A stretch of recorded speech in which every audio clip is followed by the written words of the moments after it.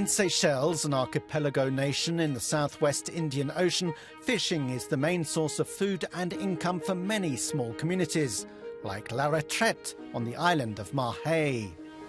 Every afternoon, local fishers return with their catches to sell them fresh at their new marketplace. This clean and well-equipped facility was built thanks to agreements the European Union has been making with countries like Seychelles, which allow EU vessels to fish in their territorial waters in return for support given to the fishing sector.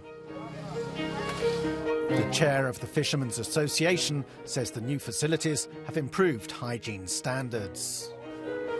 We didn't have any fish market, so it was not anything covered. There was no water facilities. Before this, we were selling fish on wooden pallets over the gutter. Most of this fish is going to small hotels, so we don't want to go down a line where hygiene is a problem and anyone is getting sick. But it's not all good news. Over the years, catches have been declining. The association urges fishermen to think ahead and work within sustainable limits.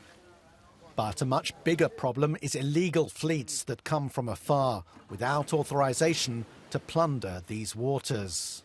Illegal fishing throws marine ecosystems off balance, putting the health of the Western Indian Ocean at risk.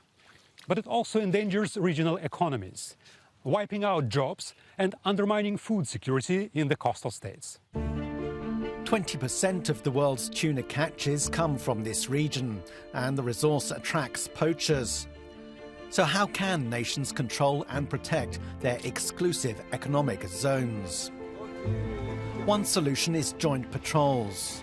Osiris II used to be a Mauritian longliner until it was seized for illegal fishing and turned into a patrol ship. The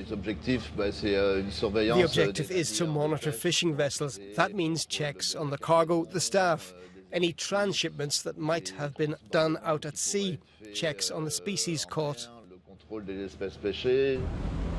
Each patrol team spends a month at sea checking vessels in several exclusive economic zones, including the European ships present here. This initiative by the Indian Ocean Commission is supported by the EU's Ecofish programme, which recently granted over €2 million to fund further sea and air patrols. The fish Europe imports from this region must be caught in a legal and sustainable way. A lot of boats fish in this area without a license or the right equipment.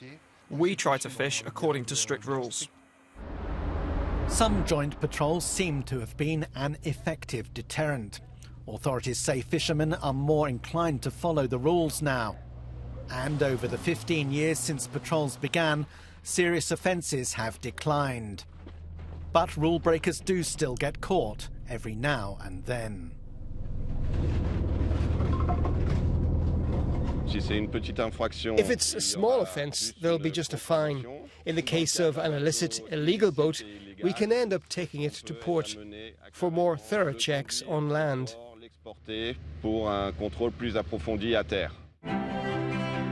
Port controls are also being strengthened, with more fishery officers going through enhanced training programmes. Back in Seychelles, fishing vessels are routinely inspected as they land their catches in the capital, Victoria. This Spanish-flagged vessel has all its papers in order.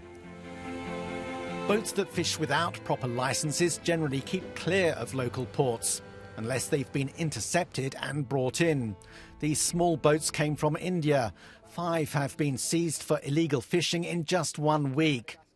Some of the resources for these operations come from the Sustainable Fishery Partnership with the European Union. It costs a lot of money to have satellite monitoring, patrol boats at sea, aerial support. So the SFPA has really alleviated the burden on the government to have these things in place that in return has resulted in for example, successful apprehension of boats, improved governance in fisheries. We are doing a lot of projects to have electronic systems on board our own fleets. At the Fisheries Monitoring Centre in Victoria, officers now have access to some of the latest technologies to observe fishing vessels at sea, including an electronic monitoring system, or EMS.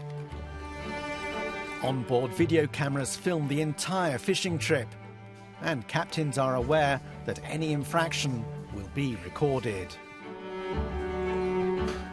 When the vessel comes back to port, we remove the hard drive, we put in our system, and we monitor the fishing activities. If there's a mammal in the net, you can identify it, and if they're discarding any sharks, if they're discarding any bycatch as well, you can see it there.